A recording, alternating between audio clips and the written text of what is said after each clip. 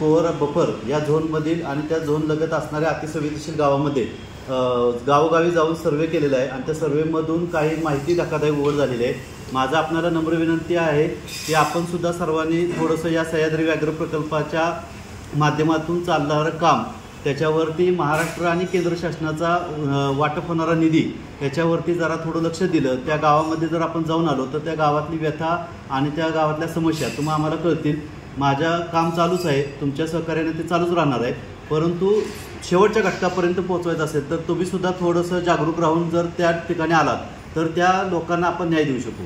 विशेष करून या सह्याद्री जल जंगल जमीन याचं संवर्धन करणं, त्याचबरोबर ते प्रदूषण जे होतं आहे, अनधिकृत बांधकामं होत आहेत, उत्खनन होत आहेत, रस्त्याची कामं चाललेली आहेत, या सर्व बाबीमध्ये जे काही उत्खनन बांधकाम वगैरे क्षेत्रामध्ये जे काही पर्यावरणाचा ऱ्हास होतोय तो वाचवण्यासाठी आपण सर्वांनी काय करतोय, सह्याद्री वाचवा मोहीम हाती घेतलेली आहे।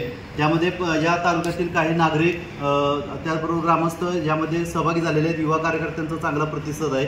वन हद्दीमध्ये येणाऱ्या ज्या गोष्टी आहेत त्या गोष्टी पर्यावरणाच्या दृष्टीकोनातून अतिसंवेदनशील आहेत, इको सेन्सिटिव्ह झोन आहेत, तरीसुद्धा राजरोज बांधकामं होत आहेत। या बाबीमध्ये आपण माहिती घेऊन 2 महिन्यामध्ये ह्या 4 जिल्ह्यातील म्हणजे सातारा, सांगली, कोल्हापूर, रत्नागिरी जिल्ह्यातील माहिती अधिकारात माहिती घेतलेली आहे आणि त्याचबरोबर ते त्या गावातील लोकांच्या अडचणी ऐकून घेतलेल्या आहेत आणि काही प्रश्न समाजासमोर मांडण्याचा आम्ही प्रामाणिक प्रयत्न करतो। आज सह्याद्री वाचवा मोहिमेच्या अंतर्गत पहिली मोठी धक्कादायक माहिती अशी आहे ती म्हणजे नंदुरबार महाराष्ट्र राज्यातील गाव आहे। या गावात राहणारे चंद्रकांत वळवी नावाचे IAS अधिकारी आहेत, संधी अधिकारी आहेत।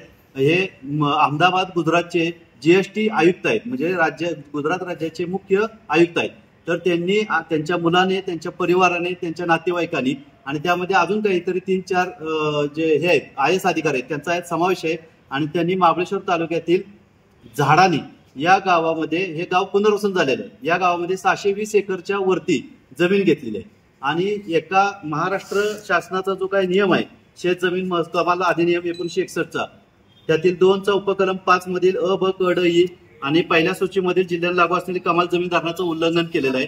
म्हणून माननीय जिल्हाधिकारी साहेबांना या जमिनीचं झालेलं उल्लंघन, ही झालेली खरेदी विक्री, त्याचबरोबर ती यामध्ये जे बांधकाम चालू आहे त्यामध्ये त्या ठिकाणी पाहण्यासाठी गेलेलं असताना आम्हाला त्या ठिकाणी नंदुरबारचे सर्व लोक होते, तिथं कुठलाही सिक्युरिटी गार्डवाला नव्हते, परंतु त्यांचीच लोक त्या ठिकाणी होती आणि झाडं तोडून त्या 620 एकरातील 80 एकरामध्ये त्यांनी काय केलेलं आहे, रिसॉर्ट बांधलेलं आहे आणि ते सर्व जांभ्याच्या चिऱ्याच्या दगडामध्ये आणि 5 स्टार असं आहे आणि हे बांधकाम केलेलं आहे। त्याच्यासाठी कोणतीही परमिशन माननीय जिल्हाधिकारी माननीय प्रांत साहेब यांच्या अभिलेखावर आढळून येत नाही आणि हे सर्व अनधिकृत बांधकाम वृक्षतोड झालेले आहे। यामध्ये गुजरातपर्यंतचं कनेक्शन, महाबळेश्वर, सातारा, नंदुरबार ते गुजरात असं कनेक्शन आहे।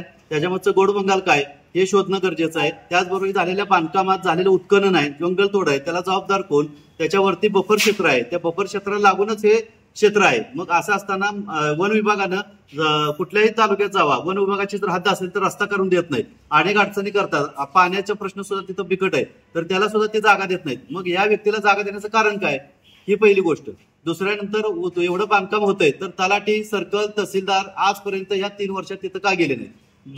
ज्यावेळेस कोरोना आला त्या काळात मोठमोठे हॉटेलचे जे जनरेटर आहेत त्याच्यावरती त्यांनी काम चालू केलं आणि 2023 साली महाराष्ट्र राज्य वितरण कंपनीला त्यांनी अर्ज दिला, त्यामध्ये DPDCतून त्यामध्ये लाईटच्या पोलसाठी फंड दिला गेला।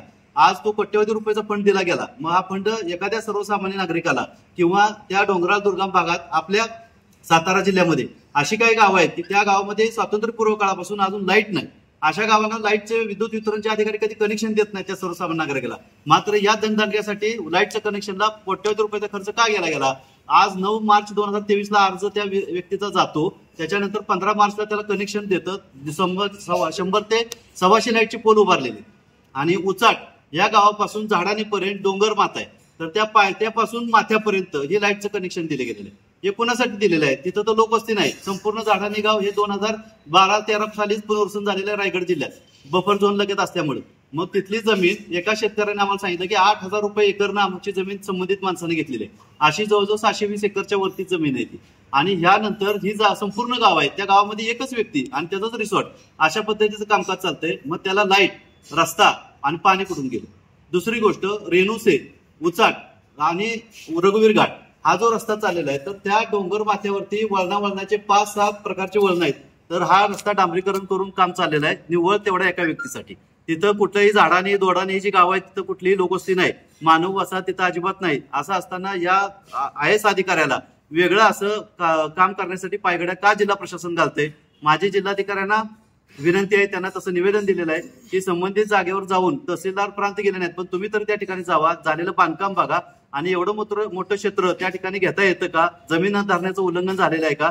या सर्व बाबी उघडकीस आणणं गरजेचं आहे. हा जो रस्ता चाललेला आहे डोंगर फोडून त्याच्यामध्ये डांबर प्लांट चाललाय. आज रस्ता उत्खनन चालू असेल तर त्याचा रॉयल्टी भरायला लागते. तशी जिल्हा प्रशासनाला कुठल्याही प्रकारची रॉयल्टी संबंधित कॉन्ट्रॅक्टरनं दिलेली नाही.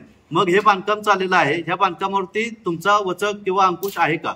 ग्रामपंचायतीनं काही तिथल्या बांधकामांच्या नोंदी घेतलेल्या आहेत, त्या नोंदी सातबाऱ्याच्या आधारावर घेतलेल्या आहेत. कुठलाही प्लॅन टाउन प्लॅनिंगला मंजुरी नाही. टाउन प्लॅनिंग मधून सुद्धा माहिती घेतलेली आहे, इथल्या बांधकामांना मंजुरी सुद्धा नाही. म्हणून आम्ही हा प्रकाश पुढे पाठवतोय आणि तुम्हाला विनंती करतोय की अशा ह्या सह्याद्री व्याघ्र प्रकल्पातील काही गावामध्ये तुम्ही जाऊन आलं तर तुम्हाला ह्या सर्व बाबींचं आपल्याला उलगडा होईल. तुम्ही सुद्धा तुमचे कॅमेरे घेऊन जावा. आज त्या ठिकाणी आम्ही गेल्यानंतर आम्ही फोटो काढायचा प्रयत्न केला तर आमचे त्यांनी स्वतः फोटो काढले. त्या लोकांनी त्यांच्याकडे काट्या वगैरे असे सगळं प्रकारचे हत्यारं आहेत आणि त्यामुळे त्यांनी आम्हाला आज जाऊन त्यांना बचाव केला. त्यांचं बांधकाम चालू आहे म्हणतात. अजून आमचं काही रिसॉर्ट सुरू झालेलं नाही. रिसॉर्टचं उद्घाटन इलेक्शन झाल्यानंतर होणार आहे, तोपर्यंत रिसॉर्टचं काम चालू आहे. आत राहणाऱ्या लोकांना बाहेर सोडलं जात नाही. जे लोक काम करतात त्यांना जेवण तिथल्या इथं दिलं जातं. जवळजवळ 15 ते 16 महिला तिथं जेवण बनवतात सकाळ संध्याकाळचं आणि त्या लोकांना रोजगार बरोबरच त्या ठिकाणी जेवण दिलं जातं. त्या ठिकाणी हे जे रिसॉर्ट बांधलेलं आहे त्या ठिकाणी जाण्यासाठी आपण ह्या क्षेत्रात आलात का अशी आम्हाला विचारणा केली तर आम्ही सांगितलं रस्ता चुकलेला आहे, आम्हाला ह्या रस्त्यावरून पुढे रस्त्याला जायचंय. तर इथं रस्ता बंद आहे, खासगी वहिवाटीचा रस्ता आहे, तुम्ही या ठिकाणी पाऊल ठेवायचं नाही. अशा प्रकारच्या धमक्या सुद्धा संबंधित माणसांनी दिल्या. ही सगळी लोक जी आहेत ती नंदुरबार जिल्ह्यातील आहेत आणि तुम्हाला सांगण्याची विनंती अशी आहे की ह्या सर्व गोष्टीचा भांडाफोड होणं गरजेचं आहे. ह्या गोष्टी समाजाच्या पटलावर येणं गरजेचं आहे. वन विभागाची बफर झोनची हद्द असताना त्या हद्दीच्या लगत ही बांधकामं होत आहेत आणि ह्याला परमिशन का वन विभाग देत आहे? मग सर्वसामान्य लोकांना रस्त्या पाणी वीजला का देत नाही? तिथल्या लोकांच्या मूलभूत सोयी गैरसोयी होत आहेत, त्या गैरसोयीला सुद्धा आळा घातला जात नाही. म्हणून हे गुजरात, महाबळेश्वर, सातारा आणि त्याचबरोबर ती नंदुरबार हे कनेक्शन शोधणं गरजेचं आहे आणि ह्याचा छडा लावणं गरजेचं आहे. 9 जूनच्या आज जिल्हा प्रशासनानं संबंधित आंदोलन बांधकाम पाडलं नाही. संबंधित जमीन खरेदी विक्रीचा गैरव्यवहार जो झालेला आहे तो उघडकीस आणला नाही, त्याच्यावरती निर्बंध लावले नाहीत. ज्यांनी जमिनी घेतल्या त्यांच्यावरती फौजदारी गुन्हे दाखल केले नाहीत. तर 10 जून पासून माननीय जिल्हाधिकारी कार्यालयासमोर मी आमरण उपोषणाला बसणार आहे. धन्यवाद. मोरे साहेब, गेल्या 3 वर्षापासून तिथं काम चाललंय असं तुम्ही आता सांगितलं, तर प्रशासकीय जे यंत्रणेतील काही घटक आहेत त्याच्यामध्ये तहसीलदार असतील, तलाठी असतील किंवा बाकी सर्कल वगैरे बाकी संबंधित अधिकारी आहेत, तर त्यांना याबाबत काही कल्पना आहे की काय? थोडीसं काय माहिती घेतली आपण या संदर्भात?